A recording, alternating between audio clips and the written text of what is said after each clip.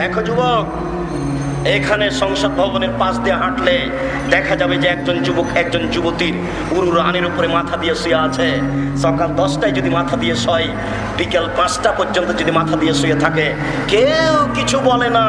এই রাস্তা দিয়ে চেয়ারম্যান হাঁটেন, মেম্বার হাঁটেন, মন্ত্রী হাঁটেন, অফিসার হাঁটেন, দারোগা হাঁটেন, সব মানুষের রাস্তা দিয়ে যায়, কেউ কিছু বলে না। বলা নাকি চায় না, বলা নাকি অপরাধ, এটা নাকি পশুর জগৎ, সবাই নাকি পশু, কেউ নাকি কিছু বলতে পারে না। আরে আমি মুসলিম চিররণবীর, বলতে পারি না মানে? বলেন কি আপনি বলতে পারি না মানে? আল্লাহ নবী বলছেন, মান রামিন কুমুন কারণ ফাইলাকি ফালিগাইরহু বিয়াদিহি ফাইলা মাস্তাদফা বিলিসানিহি ফাইলা মাস্তাদফা বিকালবিহি তাহলে কাজুল ঈমান। যে কোনো অন্যায় দেখলে জোর করে ঠেকাতে হবে, যে কোনো অন্যায় দেখলে জোর করে ঠেকাতে হবে, যে কোনো অন্যায় দেখলে জোর করে ঠেকাতে হবে। সম্ভব না হলে বলতে হবে, দেখো এইভাবে বসে থাকা ঠিক নয়। জোর করে যদি ঠেকাতে না পারি তাহলে বলতে হবে, দেখো এটা ঠিক নয়। নগ্ন ছবি চলছে, বাপের উচিত বাথরুমের টিভি ভেঙে দেওয়া। বা চাচার উচিত ছেলের 2 কানে ইয়ারফোন লাগা আছে, ইন্ডিয়ার নগ্ন গান চলছে, চাচা দেখে বাপ মা দেখে। কে বলেছে বাপ মা শিক্ষিত? চিনা? হাত ধরে সেবারে ছুঁড়ে ইয়ারফোনটা নিয়ে ছিঁড়ে ফেলে দেওয়া উচিত। এটা জোর করে ঠেকাতে হবে বাপকে চাচাকে, দায়িত্বশীলকে। যদি সম্ভব না হয় তাহলে বলতে হবে, বেটা এটা ঠিক নয়, বাবা এটা ঠিক নয়। এটাও যদি সম্ভব না হয় তাহলে বলতে হবে, তোমাকে ঘৃণা করি, তোমার কাজকে ঘৃণা করি, আমি সরে গেলাম। বাঁচার 3টে পথ, বুঝতে পারেননি? বাঁচার 3টে পথ। কই বসে আছে? এখনো বসে আছে, কেউ কিছু বলে না। এদেশে মুসলমান নেই। সম্মানিত দিনী ভাই, আপনাকে আমি কি দিয়ে বুঝাই? নবী করিম সাল্লাল্লাহু আলাইহি সাল্লাম একবার বাজনা শুনে, গান বাজনা শুনে 2 কানে আঙ্গুল ঢুকিয়ে দিলেন। ফানানিত তারিকে আঙ্গুল ঢুকিয়ে দিয়ে তিনি রাস্তা থেকে দূরে সরে গেলেন। রাস্তা থেকে দূরে সরে গিয়ে বলছেন, আব্দুল্লাহ ইবনে উমর, হাল তাসমাউ শাইআন, তুমি কি এখন কিছু শুনতে পাচ্ছ? তখন আব্দুল্লাহ ইবনে উমর বলছেন, জি না, আমি এখন কোনো বাজনা শুনতে পাচ্ছি না। ফারাফাইস ভাই ইবনে উজরাই হে, তখন তিনি তার 2 কান থেকে তার 2 আঙ্গুল সরিয়ে নিলেন। বলুন আপনি বাজনা হারাম না হালাল? বাজনা একেবারে হারাম, বাজনা একেবারে হারাম, বাজনা একেবারে হারাম, বাজনা সম্পূর্ণরূপে হারাম। আপনার ছেলের 2 কানে কি করে বাজনার ইয়ারফোন লাগা থাকতে পারে? কে বলেছে আপনি মাস্টার ডিগ্রি পাস মানুষ? কে বলেছে আপনি বিশ্ববিদ্যালয়ের শিক্ষক? জি না, আপনাকে মাটিতে মিশিয়ে দেওয়া যায় মনে করলে। মনে দেখবেন আপনি, আপনার প্রতিটা পদক্ষেপে ভুল আছে, আপনি কষ্ট নিয়েন না। আপনার মোবাইলতে রিং হচ্ছে, আপনি রিং হচ্ছে অন করে দিয়ে বলছেন, হ্যালো। জি না, অন করে বলতে হবে, আসসালামু আলাইকুম, জি কে কি বলছিলেন? এটাও শিষ্টাচার, ওটাও শিষ্টাচার। এই কথা আপনাকে আবার বলবো। আমি তো বলি না হ্যালো, আপনি বলেন। কেন? আপনি মাস্টার ডিগ্রি পাস করেছেন, কে আপনাকে এই বিদ্যা শেখালো?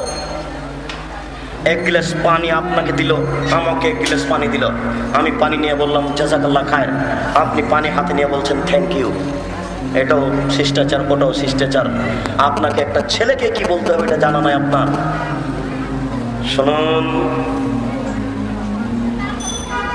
আমার বড় ভাই, আমার আব্বা বিদায় হচ্ছে, তখন আমি বলছি, আস্তাগফিরুল্লাহ, দীনাকা ওয়া আমানাতাকা ওয়া আখিরা আমালিক ওয়া যাওয়াদাকা আল্লাহু তাকওয়া গাফারা যামবাক ওয়া ইয়াসসারা লাকাল খায়রা হাইসুমা কুনতা। আব্বা, বড় ভাই, ভাইয়ে, আপনার সবকিছুকে আল্লাহর নিকটে গচ্ছিত রাখলাম। আল্লাহ আপনাকে ক্ষমা করুন, আল্লাহ আপনাকে পরহেজগারিতা দান করুন। আপনি যেখানেই থাকুন না কেন, আল্লাহ আপনাকে নিরাপদে রাখুন। আমি এই বলে বিদায় দিচ্ছি, আর আপনি বিদায় দিচ্ছেন এইভাবে, tata bye bye, tata bye bye. আর আপনার স্ত্রীও বাচ্চাটাকে কোলে করে, দুধের বাচ্চা, দুধের বাচ্চার হাতটা ধরে বলছে, বলো তোমার চাচুকে, বলো তোমার চাচুকে, ভাই বলো তোমার চাচুকে, বলো টাটা বাই বাই। সবাই অশিক্ষিত, এর মা, এর বাপ, এর পরিবার, একেবারে সবাই ফিরে আসার কোনো পথ নেই। আল্লাহ নবী বলছেন, এর ফলে বিদ্যা উঠে যাবে, একসরাল জাহাল, মূর্খতা বেড়ে যাবে। দেখেন মূর্খতা কাকে বলে। সম্মানিত দিনী ভাই, আপনাদের একটু পরিচয় পেশ করে, একটু আমাদের পরিচয় পেশ করি। আমরা কারা? আমাদের একটু পরিচয় আছে। আল্লাহর নবী আমাদেরকে বলছেন, কাফাবিল মারে কাদে বানাই হতে সাবে করলে মাসামিয়া। একজন মানুষের মৃত্যু হওয়ার জন্য এতটুকু যথেষ্ট যে যেই কথা শুনলো ধর্মের নামে শুনেই বলে দিল। আমি যদি ধর্মের নামে কোনো কথা শুনে বলে দিই তাহলে আমি মিথ্যুক, আমাকে তদন্ত করতে হবে। মুকসিদুল মুমিনিন বইটা এইভাবে খুলে দেখছি, লেখা আছে এক ওয়াক্ত নামাজ কাজা করলে ৮০ হোক বা জাহান্নামে থাকতে হবে। এক ওয়াক্ত নামাজ কাজা করলে ৮০ হোক বা জাহান্নামে থাকতে হবে, কথাটা লেখা আছে। এ কথা নবী বলেননি, এটা মিথ্যা কথা। আমি এই কথা বলতে পারবো না তদন্ত করা ছাড়া। ফাজাইলে নিসাব বইটা তুলে দেখছি, লেখা আছে ১ টাকা দান করলে ৪৯ কোটি টাকা দানের নেকি হয়। ১ টাকা দান করলে ৪৯ কোটি টাকা দানের নেকি হয়, এমন কথা নবী বলেননি। জি না, আমাকে বলার পূর্বে আগে তদন্ত করতে হবে। আল্লাহর নবী বলছেন, দেখো তুমি কোনো কথা তদন্ত না করে বললে তোমার জন্য জাহান্নাম। তুমি কোনো কথা তদন্ত না করে বললে তোমার জন্য জাহান্নাম। আমার ব্যাপারে একটু বলে যাচ্ছি, হুজুরের ব্যাপারে। হুজুরের বড় কঠিন ব্যাপার, হুজুরের বিষয়টি খুবই জটিল। দেখুন 3টা বাক্য আল্লাহ রাসূল বলছেন, বাল্লিগু আন্নী ওয়ালা আয়া, আমার একটি কথা জানা থাকলেও বলে দাও, আমার একটি কথা জানা থাকলেও বলে দাও। 2 ওয়াহাদ্দিসু আন বানি ইসরাঈল ওয়ালা হারাজ, বানি ইসরাইলের কাহিনী বলো, কোনো দোষ নেই। বানি ইসরাইলের কাহিনী বলো, কোনো দোষ নেই। এবার 3য় বাক্যটা আসলো, ওমান কাযাবা আলাইয়া মুতাআম্মিদান ফালিয়াতাবাওয়া মাকআদাহু মিনান নার। কেউ যদি কোনো কথা আমার দিকে ধাবিত করে, সেই কথা যদি আমার না হয় তাহলে তার থাকার জায়গা জাহান্নাম। কেউ যদি কোনো কথা আমার দিকে ধাবিত করে, সেই কথা যদি আমার না হয় তাহলে তার থাকার জায়গা জাহান্নাম। আমরা যখন ক্লাস 2-এ পড়েছিলাম তখন লেখা ছিল, নবী যে রাস্তা দিয়ে হাঁটতেন, একজন বুড়ি সে রাস্তায় কাঁটা পুঁতে রাখত। নবীর পায়ে কাঁটা ফুটলে বুড়ি বড় খুশি হতো। একদিন নবী দেখলেন রাস্তায় কাঁটা নেই, নবী ভাবলেন বুড়ির কোনো অসুখ হয়েছে, তাই তিনি বুড়ির বাড়ি গেলেন। দেখলেন সত্যি বুড়ি অসুস্থ, তিনি তার পরিচর্যা করলেন। ঘটনা একেবারেই মিথ্যা, ডাব কিয়ামত পর্যন্ত প্রমাণ হবে না। বাবা ক্লাস 3-র বইয়ে লেখা আছে যে ইব্রাহিম আলাইহিস সালামের বাড়িতে ফকির ঢুকলো ভিক্ষা চাইতে। ইব্রাহিম আলাইহিস সালাম ভিক্ষা দিলেন, ভিক্ষুক বিসমিল্লাহ বলে খায়নি, এই জন্য ইব্রাহিম আলাইহিস সালাম প্লেটটা কেড়ে নিয়ে তাকে ধাক্কা মেরে বের করে দিলেন। ইব্রাহিম আলাইহিস সালাম এত অভদ্র মানুষ নন। পৃথিবীতে দ্বিতীয় মহাভদ্র পুরুষ কে বলেন তো? ইব্রাহিম আলাইহিস সালাম। পৃথিবীতে মহামানব দ্বিতীয় ভদ্র পুরুষ হচ্ছেন ইব্রাহিম আলাইহিস সালাম। সবচেয়ে বড় সম্মানী মহামানব হচ্ছেন মুহাম্মদ সাল্লাল্লাহু আলাইহি সাল্লাম। পৃথিবীতে দ্বিতীয় মহামানব হচ্ছেন ইব্রাহিম আলাইহিস সালাম। একটা মানুষ বিসমিল্লাহ বলতে ভুলে গেছে বা বলেনি ভিক্ষুক, সেই জন্য আল্লাহর নবী এক প্লেটটা কেড়ে নিয়ে তাকে ধাক্কা মেরে বের করে দিবেন। লেখক কথা লিখলে একটু হিসাব করতে হতো। কথা শুধু কলম থাকলেই ধর্মের নামে কথা ঠিক নয়। তুমি উপন্যাস লেখো, লেখক তুমি উপন্যাস লিখো। তুমি কেন বিষাদ সিন্ধু লিখতে গেলে জনাব? আমি বিষাদ সিন্ধু যা তদন্ত করেছি, আমার বিদ্যা অনুযায়ী শতকরা 90% মিথ্যা কথা আছে। আপনি তদন্ত করে কম করতে পারেন, বেশিও করতে পারেন। আপনি লিখেন আপনার ওই বঙ্কিমচন্দ্রের উপন্যাস, আপনি এটা লিখতে আসলেন কেন? এই বিষয়ে আপনার কি অভিজ্ঞতা, দক্ষতা আছে? আপনি জানেন না আল্লাহ নবী বলেছেন, কেউ যদি কোনো কথা আমার দিকে ধাবিত করে, সেই কথা যদি আমার না হয় তাহলে তার থাকার জায়গা জাহান্নাম। আল্লাহ নবী বলেননি উতলুবিল ইলম ওয়ালা কানা বিসসিন, শিক্ষার জন্য চীন যেতে হয় তবুও যাও, এই কথা নবী বলেননি। হকুল ওয়াতান মিনাল ঈমান, দেশকে ভালোবাসা ঈমানের অঙ্গ, এই কথা আল্লাহ নবী বলেননি। এগুলো নবীর নামে মিথ্যা কথা। ধর্মের কথাটা আমি একটু পরে বলছি। জানি না আজকের বৈঠকে আপনি আমার কতটুকু কথা সহ্য করতে পারবেন, এই জন্য আমি বেশি বলতে চাইনি। শুধু এতটুকু বললাম যে সালাম ফিরার পরে মাথায় হাত দিলেন কেন? চলেন বাইতুল মুকাররমে আপনাকে দেখাচ্ছি। আপনার এই পাশে মসজিদ, আপনি চলেন দেখাচ্ছি আপনাকে। 2 জনের মাঝে 2 হাত ফাঁকা আছে, অর্ধ হাত ফাঁকা আছে। বাইতুল মুকাররম জাতীয় মসজিদ, 2 জনের মাঝে জায়গাতে 5 হাত ফাঁকা আছে। নবী বলছেন ফাঁকা বন্ধ করো, শয়তান আমি ঢুকতে দেখছি। যে ব্যক্তি ফাঁকা বন্ধ করবে আল্লাহ তার জন্য জান্নাতে ঘর বানাবে। যে ব্যক্তি ফাঁকা বন্ধ করবে আল্লাহ তার জন্য জান্নাতে ঘর বানাবে। ধর্ম নিজের মতো করে মানা যায় না। এদেশের নেতা নেত্রী কবরের চতুর্দিকে দাঁড়িয়ে কবরের উপরে ফুল চড়িয়ে দিয়ে নারী পুরুষ একাকার হয়ে হাত দিলে দোয়া করে নিচ্ছে, আর মনে করছে যে কবরের ব্যক্তি ক্ষমা পেয়ে গেল। জি না, অসম্ভব। धर्म राजशाही चांपानेर हवाई लड्डू नয়, दोनों हाथ में लड्डू है, जो चाहे उसको खा ले, जो चाहे उसको छोड़ दे। এটা ধর্ম রাজশাহী চাঁপাইনবাবগঞ্জের হাওয়াই লাড্ডু নয়। এদেশের নেতা নেত্রী কবরের চতুর্দিকে দাঁড়িয়ে নারী পুরুষ একাকার হয়ে হিন্দু মানুষটা হাত তুলে আছে। হিন্দু মানুষটা দেখেন না আপনি, হিন্দু মানুষটা হাত তুলে আছে। অভাগ্য মানুষ এত পিছিয়ে পড়ে গেছে, মানুষ এত অজ্ঞ, মানুষ এত অজ্ঞ, মানুষ এত জাহেল। বুঝলাম না আল্লাহ কি পাগল পেল না কি, ব্যাপারটা কি বুঝতে পারি না। মোহাম্মদ সাল্লাল্লাহু আলাইহি সাল্লামের ধর্মকে এরা কিছু নিজের মতো করে নিল এত তাড়াতাড়ি কি করে, আশ্চর্য। ভাবাই যায় 10 তলা বিল্ডিং করেছেন, হুজুরকে ডেকে নিয়ে কোরআন পড়াতে হবে কেন? কে বলেছে হুজুরকে ডেকে কোরআন পড়াতে হবে? আপনার যদি ভয়ের আশঙ্কা থাকে আপনি সূরা নাস ফালাক পড়েন, আপনার যদি বরকতের ইচ্ছা থাকে আপনি সূরা বাকারার শেষ 2 আয়াত পড়েন। কোরআন তেলাওয়াত করে ঘরকে বৈধ করার জন্য কোরআন আসেনি। এদেশের যখন অনুষ্ঠান শুরু হচ্ছে সেন্টারে, তখন কোরআন মাজিদ দিয়ে শুরু হচ্ছে, একটু পরে ল্যাংটা মেয়ে নাচছে। কোরআন মাজিদ এত ছোট জিনিস নয়। ছি ছি ছি, কে ঠেকাবে? আজকে আদর্শের আলোচনা করে আপনার পরিবারকে ঠিক করতে চাই। আগে পরিবার ঠিক হলে জাতি ঠিক হবে, পরিবার ঠিক হলে দেশ ঠিক হবে। আপনার একটা পরিবার যদি ঠিক হয় তাহলে ইনশাআল্লাহ আলহামদুলিল্লাহ সারা দুনিয়া জাহেল। ইব্রাহিম আলাইহিস সালামের পরিবার একাই মুসলমান। ইব্রাহিম আলাইহিস সালামের চলে আমার চলে না, ইব্রাহিম আলাইহিস সালামের চলে আমার চলে না। আপনার পরিবারকে যদি ঠিক করতে পারি তাহলে ইনশাআল্লাহ সফলতা অর্জন করতে পারবো। 1 মিনিট ইব্রাহিম আলাইহিস সালামের পরিবারটা দেখে আমি সামনের দিকে যাচ্ছি।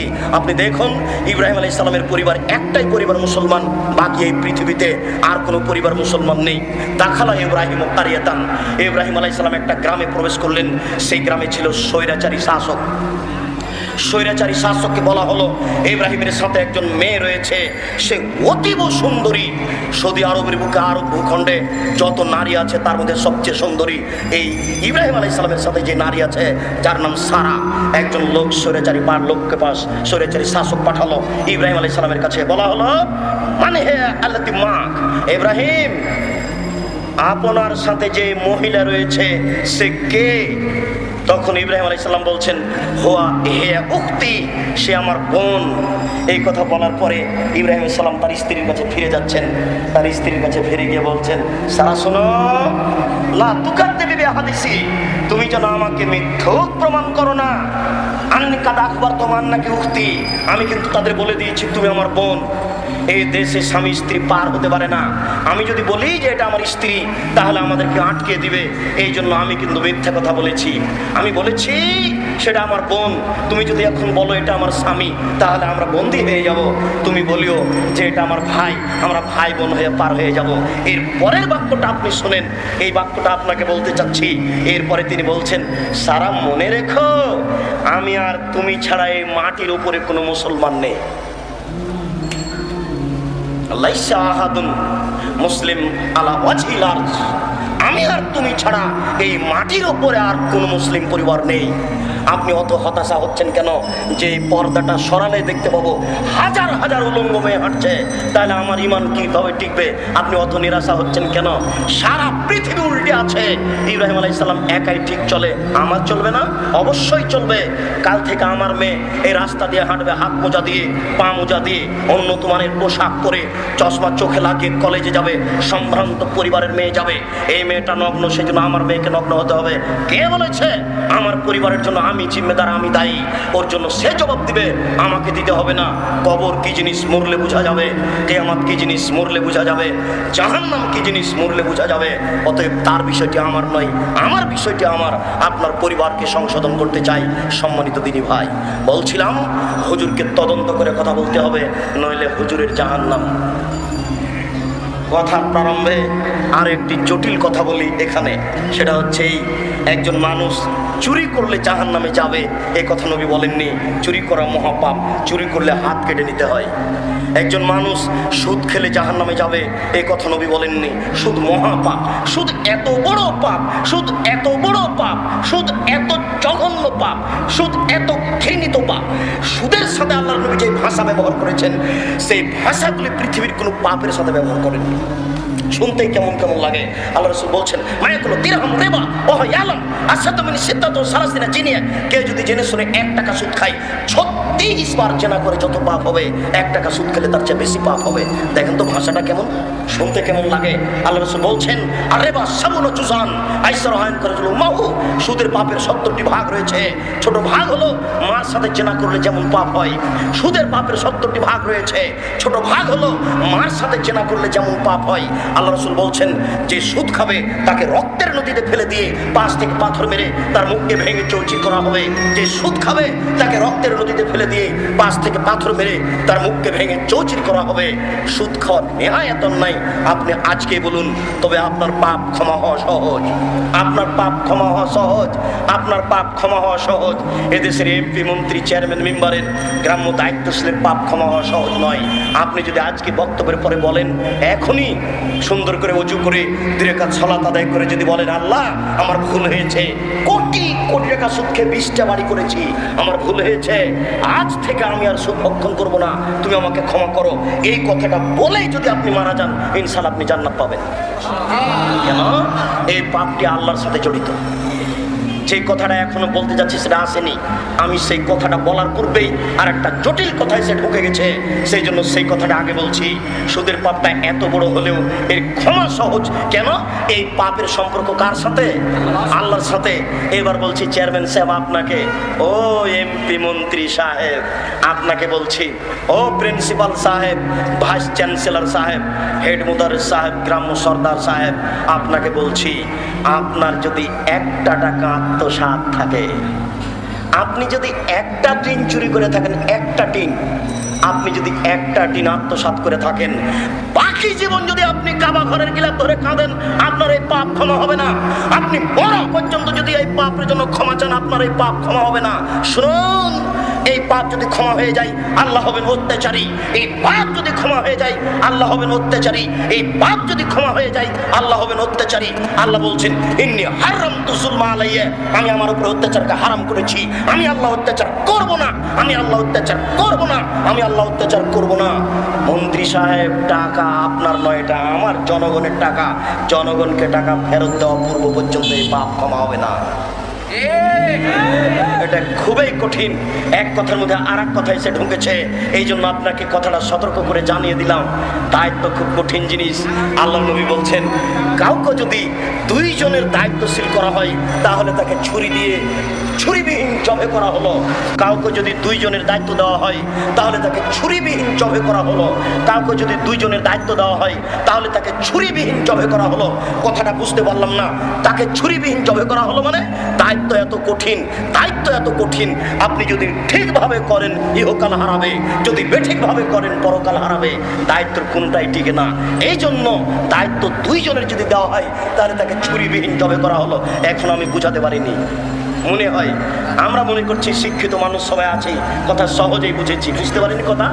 দায়িত্ব যদি ঠিকভাবে করি তাহলে ইহকাল টিকবে না, মানে দায়িত্ব বেশি দিন টিকবে না। কথা বুঝতে পারেননি? দায়িত্ব যদি ঠিকভাবে করি, উমারের দায়িত্ব টিকে না। দায়িত্ব ঠিকভাবে করলে ইহকাল টিকবে না। আর দায়িত্ব যদি বেঠিকভাবে করি তাহলে পরকাল টিকবে না। এই জন্য যাকে 2 জনের দায়িত্ব দেওয়া হলো তাকে যেন ছুরিবিহীন জবে করা হলো। যারা দায়িত্ব পালন করছেন এদেশের সর্বস্তরের দায়িত্বশীল, আপনাকে রাসূলের পক্ষ থেকে সতর্ক করছি, আপনি দায়িত্ব ছেড়ে দ্রুত চলে আসেন, আপনি ঘরে লুকিয়ে যান। আপনাকে এই বিষয়ে আমি কথা বলবো। আপনার ঘরে ঢুকে ছাড়া এখন বাঁচার কোনো পথ নেই। আমি যে কথা বলতে চাচ্ছি, সুদ এত বড় পাপ, এরপরেও ক্ষমা হয়ে যাবে। এরপরেও সুদ খেলে লোকটা জাহান্নামে যাবে, এ কথা নবী বলেননি। সুদ খেলে লোকটা জাহান্নামে যাবে, এ কথা নবী বলেননি। আল্লাহ নবী বলছেন কেউ যদি কোনো কথা আমার দিকে ধাবিত করে, সেই কথা যদি আমার না হয় তাহলে তার থাকার জায়গা সরাসরি জাহান্নাম। এখনো বুঝাতে পারিনি। সুদ খেলে লোকটা জাহান্নামে যাবে, এ কথা নবী বলেনি। যেতে পারে, কিন্তু একটা লোক যদি নবীর নামে মিথ্যা কথা বলে তাহলে সে সরাসরি জাহান্নামে। কথা বুঝতে পারেননি? আবার আর একটা কথা বলি, এবার আপনার গায়ে লাগবে, এমন ভাবে লাগবে মনে হচ্ছে যেন আপনার শরীরে একটু কেটে দিয়ে লবণ দেওয়া হয়েছে। আপনার গায়ে এত কঠিন ও কঠোর ভাবে লাগবে। শুনুন, জেনা সবচেয়ে নোংরা পাপ। জেনা সবচেয়ে নোংরা পাপ। জেনা সমাজে সবচেয়ে নোংরা পাপ। জেনা করলে লোকটা জাহান্নামে যাবে, এই কথা নবী বলেননি। আল্লাহ নবী বলেন, আল বিকরু বিল বিকরি জিলদু মিয়া তাগরিবু সানা। অবিবাহিত ছেলে মেয়ে যদি জেনা করে তাহলে তাকে 100 লাঠি পিটিয়ে 1 বছরের জন্য এলাকা থেকে তাড়িয়ে দিতে হবে। তিনি বলেন, অবিবাহিত ছেলে মেয়ে যদি জেনা করে তাহলে তাকে 100 লাঠি পিটিয়ে এলাকা থেকে 1 বছরের জন্য তাড়িয়ে দিতে হবে। তিনি বলেন, আর সাইবু বিসাইবার রাজম। বিবাহিত নারী পুরুষ যদি জেনা করে তাহলে তাকে ইট দিয়ে ঢেল দিয়ে পাথর দিয়ে মেরে মেরে মেরে ফেলতে হবে। বিবাহিত নারী পুরুষ যদি জেনা করে তাহলে তাকে ইট দিয়ে ঢেল দিয়ে পাথর দিয়ে মেরে মেরে মেরে ফেলতে হবে। তার বাঁচার কোনো পথই নেই। 3 শ্রেণীর মানুষকে হত্যা করতে হয়। সরকারের পক্ষ থেকে 3 শ্রেণীর মানুষকে হত্যা করতে হবে। 2 শ্রেণীর মানুষের বাঁচার পথ আছে, 1 শ্রেণীর মানুষের বাঁচার পথ নেই। 3 শ্রেণীর মানুষকে হত্যা করতে হয়। 2 শ্রেণীর মানুষের বাঁচার পথ আছে, 1 শ্রেণীর মানুষের বাঁচার পথ নাই। এটা কোরআন মাজিদ। আমি বলছি আমি কোরআন মাজিদ মানি না। আমি বলছি আমি 5 ওয়াক্ত নামাজ মানি না। আমি বলছি মোহাম্মদকে আমি মানি না। তাহলে 7 দিন সময়, 7 দিন পরে আমাকে হত্যা করা হবে, 7 দিন পরে আমার ফাঁসি হবে। তবে 7 দিন যাবৎ সরকারের পক্ষ থেকে আমাকে বলা হবে, আব্দুর রাজ্জাক সাহেব কথা ভুল হয়েছে, প্রত্যাহার করুন। আব্দুর রাজ্জাক সাহেব কথা ভুল হয়েছে, প্রত্যাহার করুন। 7 দিন যাবৎ আমাকে বলা হবে, 7 দিনের দিন আমার ফাঁসি হবে। তাহলে আমার বাঁচার পথ আছে। আমি যদি বলি ভুল হয়েছে তাহলে আমার আর ফাঁসি হবে না। কথা বুঝতে পারেননি? তাহলে ফাঁসির যোগ্য হওয়ার পরে আমি বেঁচে গেলাম। আরেকটা 2, আপনি যদি আমাকে হত্যা করেন তাহলে আমার বাপ মা আপনাকে হত্যা করে নেবে। আপনি যদি আমাকে হত্যা করেন আমার বাপ মা আপনাকে হত্যা করে নেবে। এর নাম কেসাস। তবে আপনার বাঁচার পথ আছে। আমার বাপ মা যদি বলে, যাক যাক তুমি অন্যায় করেছো করেছো, তোমাকে আমরা হত্যা করব না, যাক। আমার বাপ মা যদি বলে, যাক তুমি অন্যায় করেছো করেছো, তোমাকে আমি হত্যা করব না, তাহলে আপনি বেঁচে গেলেন। কথা বুঝতে পারেননি? কিন্তু বিবাহ করার পরে যদি কেউ জেনা করে তার বাঁচার কোনো পথ নেই দুনিয়াতে। বিবাহ করার পরে যদি কেউ জেনা করে তার বাঁচার কোনো পথ নেই। এদেশের লাখো ভাবিকে ইট পাথর দিয়ে মেরে ফেলতে হবে যারা দেবরের সাথে জেনায় লিপ্ত হয়েছে। এদেশের লাখো দুলা ভাইকে ইট পাটকেল দিয়ে মেরে ফেলতে হবে যারা সেলিকার সাথে জেনায় লিপ্ত হয়েছে। এদেশের লাখো নারী ইট পাটকেল ফেলতে মেরে ফেলতে হবে যারা বিবাহের পরে পরকীয়া প্রেমে লিপ্ত হয়েছে। শুনুন, আমার দিকে আপনি এক খেলে চেয়ে থাকবেন, কোনো দিকে কান লাগাবেন না। এই মাইকের আওয়াজ যতদূর পর্যন্ত যাচ্ছে সকল মুসলিম ভাই ও বোনকে বলছি, আপনি চলাচল বন্ধ করে, আপনার টিভি বন্ধ করে, আপনার কথা ও কর্ম লেনদেন বন্ধ করে এক খেলে আপনি আমার দিকে চেয়ে থাকুন। মনে হবে যেন বাস্তব বিচার হচ্ছে। আপনাকে আমি একটা বিচার দেখাচ্ছি, দেখুন আমার দিকে খেয়াল করে থাকবেন। জাহাতে মিন কামে দিয়ে কামিদ সম্প্রদায়ের একজন মহিলা আসলো আল্লাহর নবীর কাছে, এসে বলছে, তাহেরনি ইয়া রাসূলুল্লাহ, আল্লাহ রাসূল আমাকে পবিত্র করুন, আমি অন্যায় করেছি, আমার বিচার করে দিন। তখন আল্লাহ রাসূল বলছেন, ইরজিই, তুমি বাড়ি ফিরে যাও, আস্তাগফিরুল্লাহ, তুমি আল্লাহর কাছে ক্ষমা চাও, ওয়াতুবি ইলাইহি, তুমি তওবা করো, তোমার পাপ ক্ষমা হয়ে যাবে। তখন মহিলা বলছে, আতুরাদ্দাদুনি কামা রাদাত্তা মাইজ ইবনে মালিক, আপনি আমাকে সেভাবে ফিরিয়ে দিতে চাচ্ছেন মাইজ ইবনে মালিককে যেভাবে ফিরিয়ে দিয়ে বললেন, যাও তুমি এই বাচ্চাকে দেখাশোনা করো।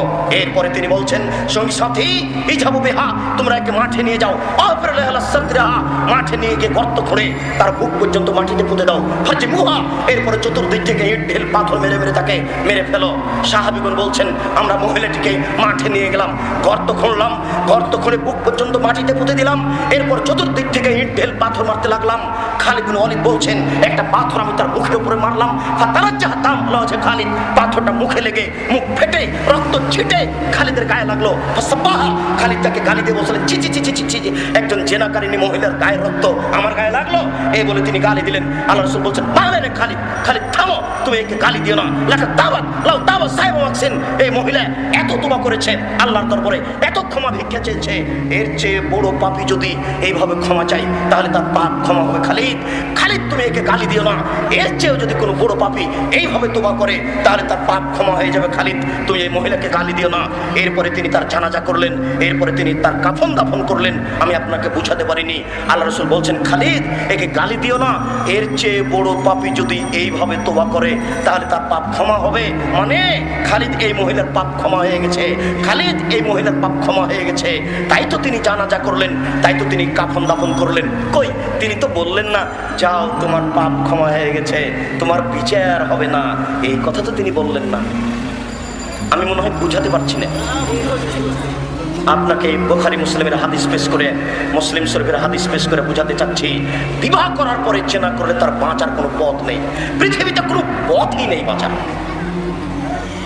ঘরে ঘরে চেনা হচ্ছে, 20 তলা বিল্ডিং এ এক রাতে 7 জায়গায় চেনা হচ্ছে, 20 তলা বিল্ডিং এর 200 রুমে চেনা চর্চা হচ্ছে। কেউ বহির্বিশ্বের চেনা দেখছে, শ্বশুর এক ঘরে, শাশুড়ি এক ঘরে, বাপ এক ঘরে, মা এক ঘরে, বোন এক ঘরে, ভাই এক ঘরে, চেনা আর চেনা, অন্যায় আর অন্যায়।